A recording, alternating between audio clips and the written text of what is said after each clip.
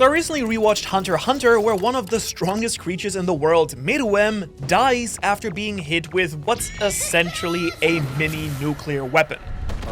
Now, to his credit, he actually barely somehow manages to survive this, but then dies shortly after from what is essentially radiation poisoning. Which immediately made me curious. What anime characters could, legitimately survive a nuclear weapon? You know, the things in our real world that have the potential to wipe out, the entire planet and can vaporize entire cities? You need to be strong enough to, 1, survive the blast of the nuke, 2, survive the heat of the nuke, and then 3, also somehow survive the radiation. And come on, surely there are just so many overpowered anime characters out there that can probably take it no problem at all. I mean, come on, these are the strongest fictional characters ever created after all. And first off, not Meruem.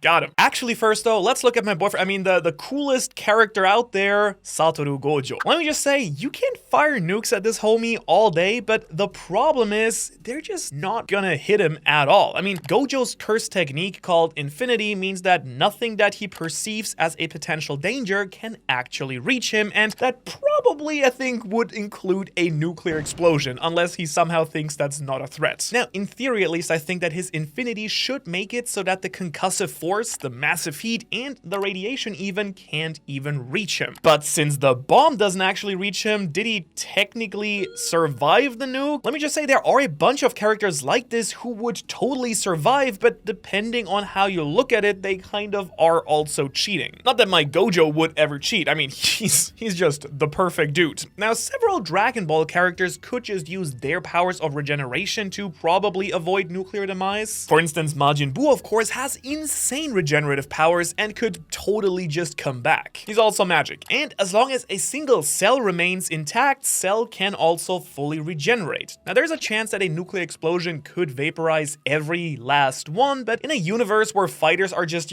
casually exchanging planet-breaking shots, I think he could probably take one. Now, logically, top tiers like Goku and Vegeta should also be able to survive a nuclear blast as well. However, given that Goku has, canonically at least, been affected by things like regular old heart disease, there is at least a bit of an argument to be made, I think, that even if he survives the force of the blast and the heat, the Saiyans could probably succumb to radiation poisoning. Now, of course, the gods of destruction could just use their Hakai energy to help out, and Jiren here could probably just look at the nuke and, get the nuke to run away because, he's just that type of guy, I've realized. Now, jumping to another story, the homunculi from Full Metal Alchemist would probably also be just fine. I mean, these monsters that embody the 7 deadly sins can just continually regenerate just like Cell or Buu can, as long as they have enough energy remaining inside their Philosopher's Stones. Now, if you just continually bombarded them with nukes every time they regenerate, Colonel Mustang style, they'd probably be in a little bit of trouble, but they should have enough regenerations to get out of the affected radius anyways. Next though, let's jump over to the Naruto universe, where some of the Sharingan and Rinnegan users actually have some nice special hacks to get around the nukes as well. Because if a character like Madara or Obito just uses the technique Izanagi, they can basically cancel out their own death after being hit by the nuke at least once. However, the remaining heat and radiation would be a big problem for them. Now, Madara and Pain would have probably a better chance with their Rinnegan powers, because using the almighty push, they might be able to just repel the entirety of the nuclear blast, including the radiation particles. And a character like Kaguya, Sasuke, or even Obito could probably just use her power to hop across dimensions to, just dip out of there by traveling to another reality where there most likely conveniently should not be a nuclear blast happening at the very same time. Kind of like Medio from My Hero, because he has also a pretty good chance of surviving by using his powers of intangibility. He could basically just phase through the explosion, the heat, and the radiation. The only problem is that as soon as he undoes his powers, he would be in pretty big trouble, so he'd essentially have to stay intangible until he could get away from the affected zone. But since Lemillion is like god tier at controlling his quirk, I'd say that he has a pretty good chance of just booping himself right out of the danger zone. And also, using a bunch of hacks abilities are just a whole bunch of mind-bending stands from JoJo's Bizarre Adventure. And come on, Are you surprised? I mean, if anybody's gonna come through with some truly reality-bending powers, it's gonna be some JoJo characters. Dirty Deeds Done Dirt Cheap could allow Funny Valentine to just hop dimensions similarly to Kaguya. Yoshikage Kira's Killer Queen could use its ability to reset time after Kira's death to undo the entire bomb. Giorno Giovanna could use Gold Experience Requiem to negate the explosion ever happening, and Diavolo could use King Crimson to skip past the bomb ever going off. Also, man, like whenever I go off listing these JoJo stands, it just kind of feels like I'm standing, you know, browsing the classic rock section in one of the record stores, and it's just totally gonna have AC/DC stuck in my head now. Now, these absurdly overpowered abilities make it no surprise that there are quite a few JoJo characters that can probably get around a nuclear bomb without directly tanking the hits. But maybe much more interesting, on the complete other hand of the spectrum, I'm gonna say that the absolutely overpowered Saitama from One Punch Man would for sure survive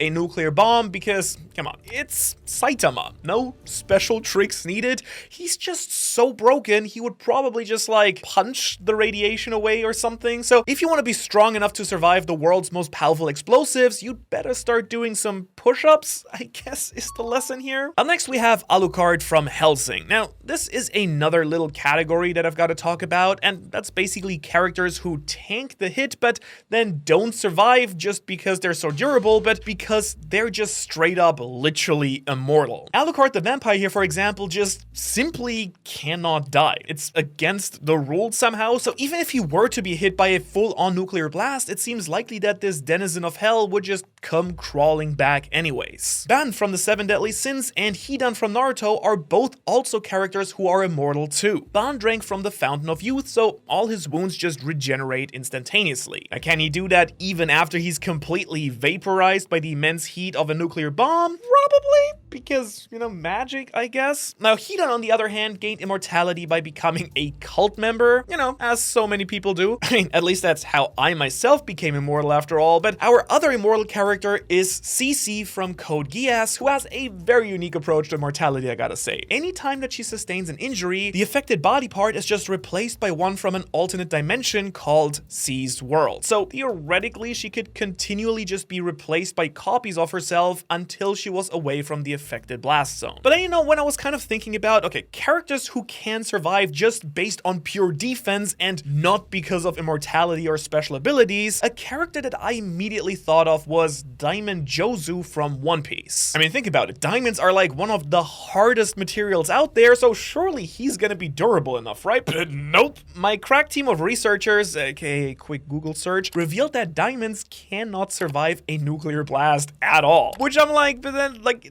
if the hardest material on Earth can't stand up to a nuclear bomb, then how can any character actually do it? And, well, the answer is that's because those characters are just built completely differently. Starting off with some One Piece characters that can probably survive that blast. The Marine Admiral Kizaru here is a Devil Fruit user who can become light itself, and Enel's powers turn him into pure electricity. These type of Logia Fruit users can turn totally into their own element of choice and are intangible to most physical blows, but even ones who can turn into things like magma or ice would get obliterated by a nuclear blast. Enel and Kizaru, though, specifically survive because their fruits let them turn into pure energy instead of a form of matter that can then be completely vaporized by the explosion. Now, someone like Marco the Phoenix here with his insane healing abilities might just be able to make it as well. Also, shout out to Pell and Alabasta, who did kind of survive a nuke, I guess, but I don't think it's ever explicitly stated that Crocodile's big bomb actually was nuclear, so even though it's like a bunch of people's headcanon, it's not 100% confirmed. Up next, though, we have a couple of characters who are essentially just nukes themselves, so they might even have a chance as well. You see, when you really think about it, the Colossal Titan from Attack on Titan is basically an allegory for nuclear weapons to begin with. But I guess that would take diving into all the parallels and stuff in the story, so instead let's just talk about Armin's cool powers here. When Armin transforms, it lets out an insane blast of steam and heat that can devastate his surroundings because he himself is a weapon of mass destruction. And so taking that into consideration, along with the Titan's insane regenerative capabilities, he might just be able to survive the blast and the heat. However, the Colossal Titan's user might be done in by the radiation anyway in the end, since since that is not a part of their power set. And another character that's basically as strong as a nuclear bomb is Kid Kageno from The Eminence in Shadow. His goal was to become strong enough to survive a nuclear blast, literally, and out of this desire, he created his signature nuclear magic, which basically concentrates an immense amount of magical power into a singular point on his sword and unleashes it in a recreation similar to nuclear fission. And given that he can also augment his own defenses with magic, it's fairly likely to assume, I guess, that Sid could survive at least the concussive force of a nuclear blast. However, it's pretty unclear if he could also get past the heat or the radiation. A character that can absolutely withstand the heat, though, is Captain Yamamoto from Bleach. You see, as the strongest fire user in all of Bleach, just releasing his Zanpakuto creates heat so immense it can be felt all across Seoul society. In fact, prolonged use of his own technique could even destroy eventually the entire Seoul society along with him, but the one-time strike of a nuclear blast probably wouldn't really affect him. And of course, other Bleach top tiers like Ichigo, Aizen, and Yuhaba are also probably fine. You know, they're strong enough to take the blast as well. But then again, that might again be cheating because the Soul Reapers are spiritual beings, so it's kind of doubtful that they could be harmed by physical phenomena like, you know, the force, heat, or radiation in the first place. I don't really think about it. I guess a nuclear bomb might just generally not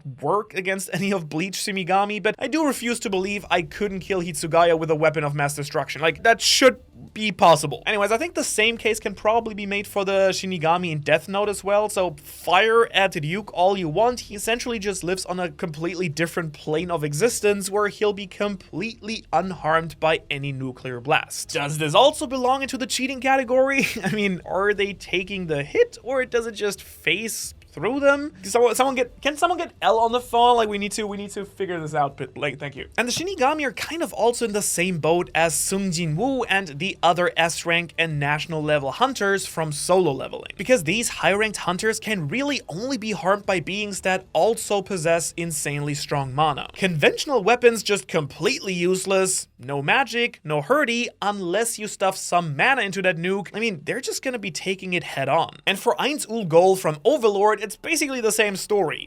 The whole series takes place in a virtual world, and Ainz Ul Gon is basically immune to physical attacks. You know, attacks need to be data-based or magic-based to have any chance anyways. But beyond just that, even if you have a digital nuke to fire at him, you still run into problems because this dude is simply completely overpowered. He has the perfect armor and the stat buffs to just be completely immune or just resist any heat damage and biological debuffs like radiation. So the only chance really of harming him is from the physical shockwave, but he can also just completely negate bludgeoning attacks. So yeah, I think Ainz Ul Gon is not getting hurt by that nuke whatsoever. And you know what? Since we're talking about Isekai at this point, let's also talk about a character who won't just take the hit. It'll probably just, you know, make him stronger, because Rimuru Tempest, my boy, darling of the channel, is similarly overpowered and hosts to a ton of broken and just more broken abilities. Early on in that time I got reincarnated as a slime, Rimuru gains heat resistance, so the heat isn't harming him. But honestly, moreover, he can probably just straight up absorb the nuclear explosion with his ability Belzebuth, which just sucks up abilities and then adds them to his arsenal. So it's actually completely within the realm of possibility that Rimuru would straight up just gain the power to fire nuclear blasts back at his opponents. I guess they do say that the nukes that don't kill you just make you stronger, and that is especially true for Godzilla Earth. In case you don't know, Godzilla's whole character was conceived as an allegory for nuclear weapons in the first place, and oh no, okay, here I go again with allegories. Come on, Mono, stop talking about how all media is inherently political and get back to the explosion stuff. Okay, let's do that. Canonically, Godzilla basically eats radiation and grows more powerful from it anyway. So fire a nuke at Godzilla, something that people have done, and he's just going to chomp it down and just become even more powerful. And this next character can also eat the nuclear explosion, but it's more questionable about whether or not he'd actually survive it, because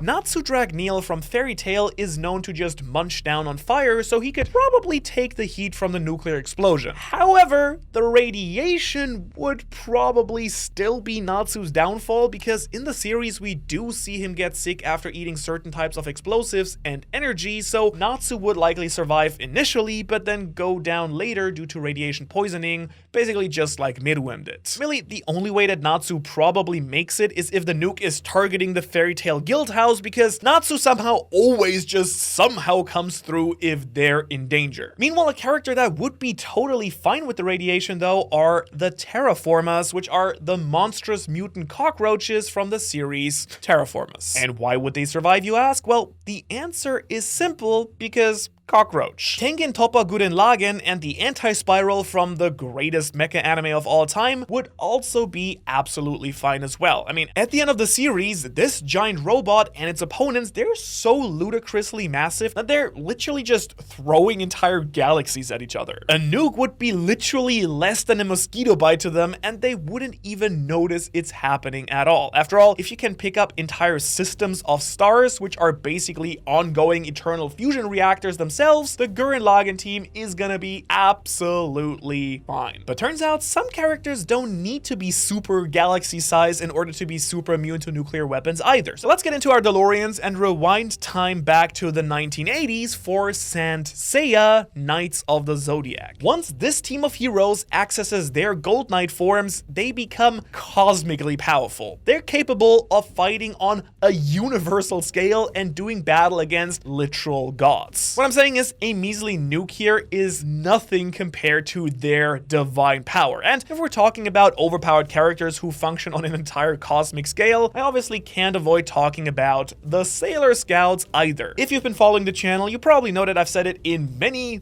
power scaling videos before, and I'll say it again. If you've got a problem with it, you'll have to take it up with Naoko Takeuchi, because she simply made Sailor Moon powerful on a just like completely different level. Like, they're stronger than most other characters in the entirety of fiction. Her strength, speed, and durability exist on a multiversal level where she essentially has full control over space-time itself and can even destroy abstract concepts like the final boss of the series, the concept of chaos itself. Compared to that, a nuclear blast is literal child's play. I'm gonna say it, she could probably no-diff Goku. She could no-diff Superman. She has become Death, Destroyer of Worlds.